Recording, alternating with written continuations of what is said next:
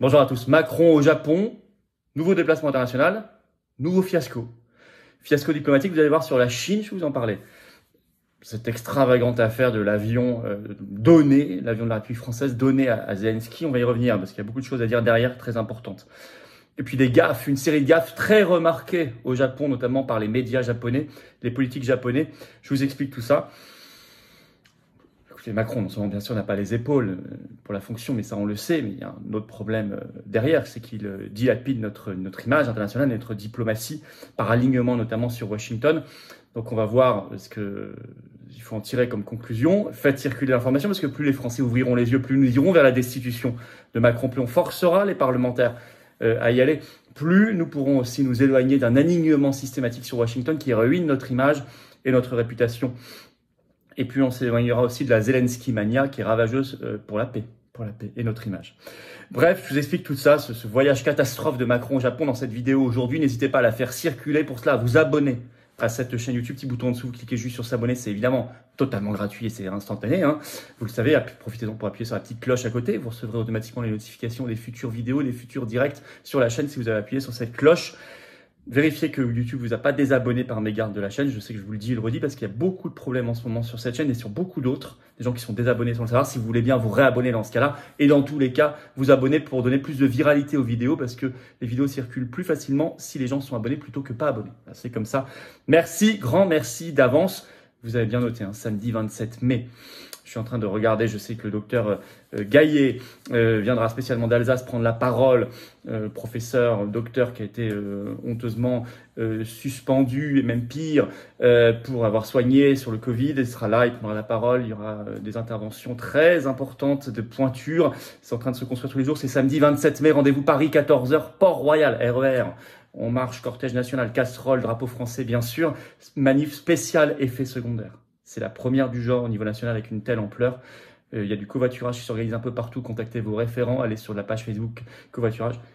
Bref, ça va être phénoménal. Je vous attends. Je vous attends également aux patriotes. Voilà, si vous voulez parachever le combat, si vous voulez vous donner un sens, si vous voulez donner du collectif et du rassemblement à votre combat, à notre combat ensemble de résistance anti-oligarchique pour la liberté, la souveraineté, la vérité, la paix, la dignité, l'amour de la France et de l'humanité, c'est là, c'est la bonne porte. C'est cette carte orange d'adhérents ou de réadhérents aux Patriotes. N'hésitez pas à adhérer ou à reprendre votre adhésion annuelle si elle n'est plus à jour. Me dites pas, je le ferai le mois prochain, cet été, à la rentrée ou demain. Aujourd'hui, le combat, les combats se mènent aujourd'hui contre l'oligarchie, pour la libération, pour nous et les générations qui viennent. Vous êtes en métropole, outre-mer, à l'étranger, on est présent partout. Vous pouvez adhérer ou reprendre votre adhésion annuelle ou faire un don de soutien, sachant que tout ça, c'est défiscalisé aux 2/3 pour vous. Le don nous permettra notamment, comme l'adhésion à l'adhésion, de financer la manif du 27 mai qui va coûter 10 000 € sans avoir reçu 1 euro d'aide publique jusqu'ici, ni d'aide des banques. Et oui, sono, sécurisation, affiches, tract, banderoles, etc. 10 000 €, plus tout le reste, tout ce qu'on fait tous les jours. Bref, adhérer, c'est le premier lien sous la vidéo en description. C'est un lien également en commentaire épinglé, une petite fiche maintenant sur l'écran et dans les dernières secondes de la vidéo en cliquant sur l'écran. Choisissez. Faire un don de soutien aux patriotes, c'est le deuxième lien sous la vidéo en description. Tout simplement, bravo donateurs réadhérents, bienvenue aux nouveaux adhérents patriotes. On y va. Macron, nouvelle terrible humiliation au Japon. Plusieurs choses à dire. Alors pourquoi il y était au Japon? Il y était pour le G7. Où on remarque d'ailleurs la présence aussi de la fonctionnaire Ursula von der Leyen, on se demande ce qu'elle fait là.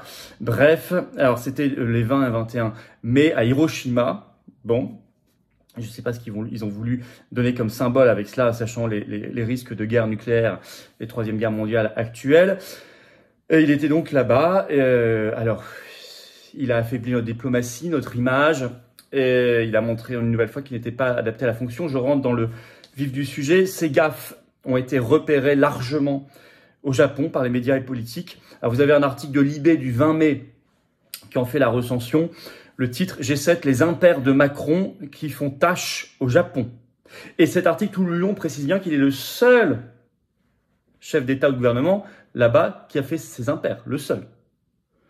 Je lis quelques extraits. Le président français a visiblement été mal conseillé sur les us et coutumes de l'archipel. Le voici multipliant les gaffes sans même s'en rendre compte, ce qui est sûrement le pire, écrit Libé. Bon, alors, il y a plus ou moins grave, mais par exemple, bon, c'est vrai que pour la deuxième fois, il avait déjà fait la bourde en 2019 à Tokyo. De nouveau, il a mis une tenue, ce qui est considéré culturellement là-bas comme une tenue de funérailles, c'est-à-dire costume noir, cravate noire, chemise blanche. Vous me direz, c'est assez futile. Oui, mais quand on a déjà fait l'erreur une fois, on reproduit pas l'erreur une deuxième fois. Enfin, je veux dire, c'est très remarqué là-bas. C'était le seul à avoir fait cet impair. Il précise Libé, il avait déjà commis la même erreur en juin 2019 à Tokyo. Par ailleurs, il avait, je cite, la main gauche ostensiblement rentrée dans la poche sur plusieurs photos de groupe. Le seul, là aussi, main dans les poches. Enfin, c'est une question un peu... Vous savez, quand vous êtes à ce niveau-là, vous représentez quand même aussi un peu la France, quoi. Même, il faut représenter totalement la France. Et normalement, un savoir-vivre, une élégance. Vous faites pas une photo de groupe avec la main dans la poche. Enfin, je suis désolé, mais il le fait sans arrêt. Il l'a refait il l'a refait au Japon et c'était une nouvelle fois le seul à le faire.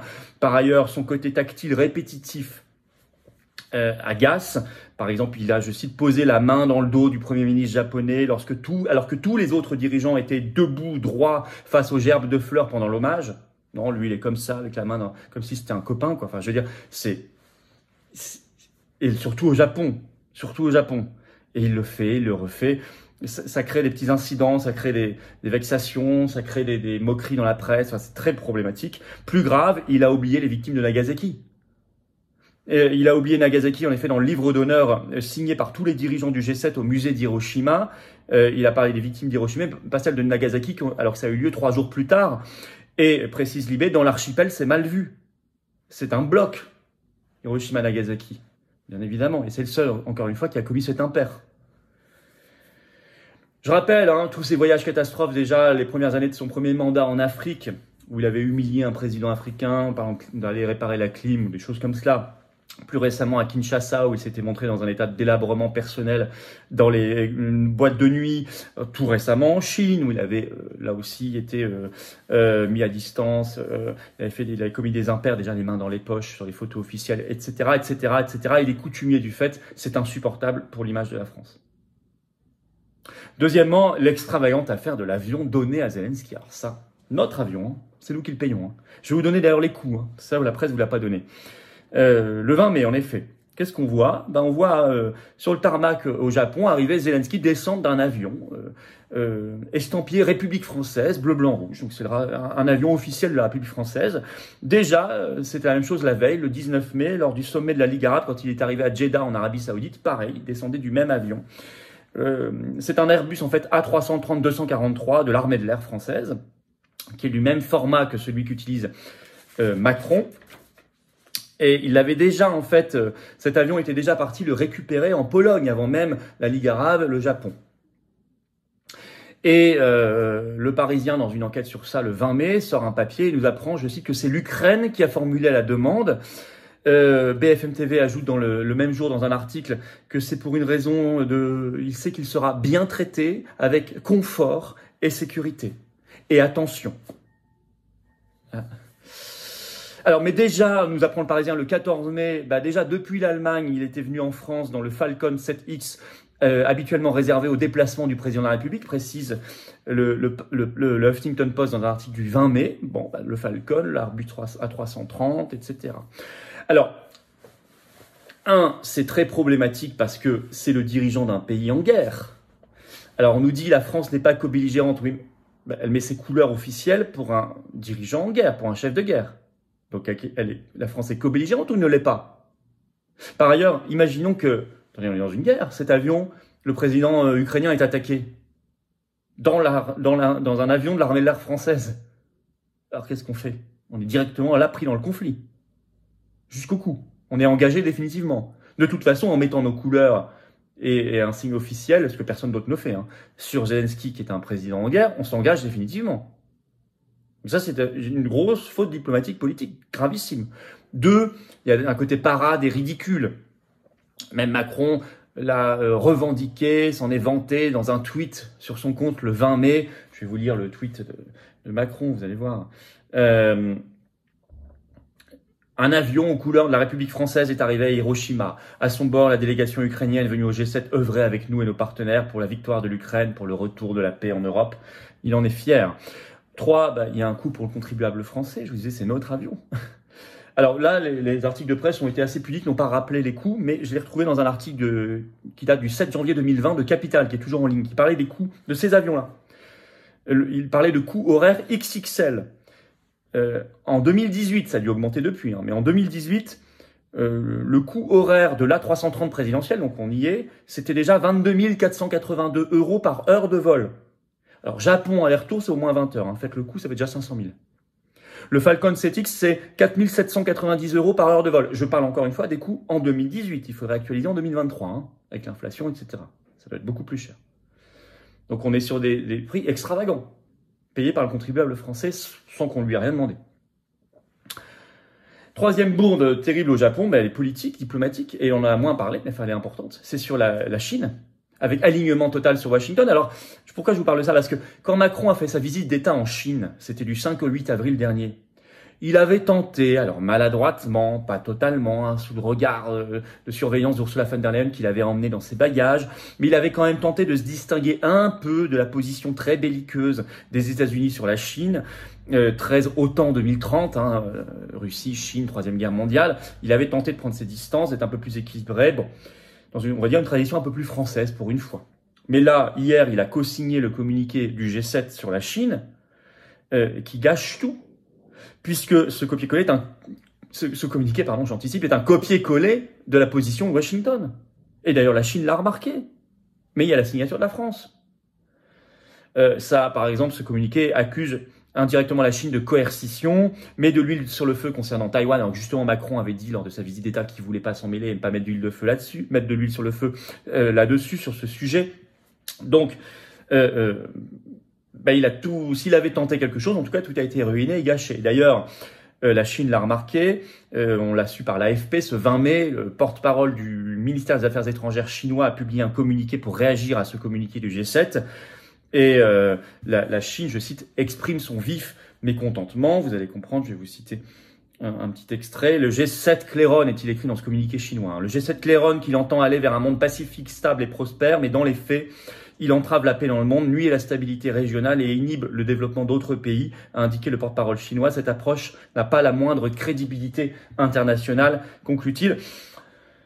Il ne s'agit pas du tout ici de glorifier la Chine ou quoi que ce soit, vous l'aurez bien compris, mais c'est une question d'abord de cohérence et d'efficacité. Si on est juste un copier-coller de ce que dit Washington, le plan de guerre mondiale d'OTAN 2030, alors ça ne sert à rien. Voilà, l'autre troisième grande bourde au Japon. Alors en conclusion, bon, il nous affaiblit, il nous ridiculise. Stop Macron, parlementaire. Il y a un article 68 dans la Constitution qui s'appelle la destitution du président de la République. Une nouvelle fois, une fois supplémentaire, il la mérite, non?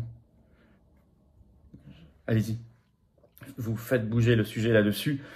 Par ailleurs, j'espère que l'histoire de l'avion va quand même ouvrir les yeux de Français qui sont encore dans la Zelensky mania. Dans cet homme est contre-productif pour la paix et il est contre-productif y compris pour les intérêts du peuple ukrainien. Je crois que cette affaire de l'avion va encore le prouver et les Français doivent ouvrir les yeux là-dessus. 3, nous devons être un pays souverain, indépendant, sorti de l'Union européenne et de l'OTAN si on veut avoir une crédibilité internationale, si on veut être respecté et efficace et utile pour notre pays, nos intérêts et pour la paix du monde. Cette affaire, ce voyage au Japon le démontre à nouveau. Voilà. Eh bien écoutez, faites partagez cette vidéo, faites-la circuler, abonnez-vous à cette chaîne YouTube si vous voulez bien vérifier que YouTube ne vous a pas désabonné. Pour cela, allez voir et puis réabonnez-vous le cas échéant. Pour s'abonner, c'est le petit bouton en dessous, vous cliquez, c'est gratuit, c'est instantané. Plus vous êtes abonné, plus les vidéos circuleront grâce aux algorithmes de YouTube. Merci à ceux qui l'ont fait et à ceux qui vont le faire. Rendez-vous samedi 27 mai, 14h, Paris, Port-Royal, manif nationale, la première du genre spécial, effet secondaire. Il y aura des pointures, ça va être énorme. Venez, faites venir, organisez-vous. Je vous attends aux patriotes. Voilà, je vous attends. Là aussi, venez. Ayez cette carte orange d'espérance, de résistance, de libération, de belles valeurs. Pour nos enfants, nos petits-enfants, on se bat pour tout le monde. Mais j'ai besoin de vous, hein. On ne peut pas y arriver. On a toute l'oligarchie contre nous. On est dans la résistance. On est largement le plus grand mouvement souverainiste et de défense de la paix et de la liberté de France. C'est précieux, mais il faut venir. Et il faut se battre ensemble. Et moi, je vous attends dès maintenant. Le lien pour adhérer ou réadhérer, c'est le premier sous la vidéo en description. C'est un lien également en commentaire épinglé. Dans quelques secondes, en cliquant sur l'écran, le deuxième lien sous la vidéo en description permet de financer nos actions en faisant un don de soutien aux patriotes qui, comme l'adhésion et la réadhésion, est pour vous défiscalisé aux 2/3. Le don permettra notamment de financer le 27 mai et tout le reste au quotidien. Bravo aux donateurs, aux réadhérents. Bienvenue aux nouveaux adhérents patriotes. Vive la France!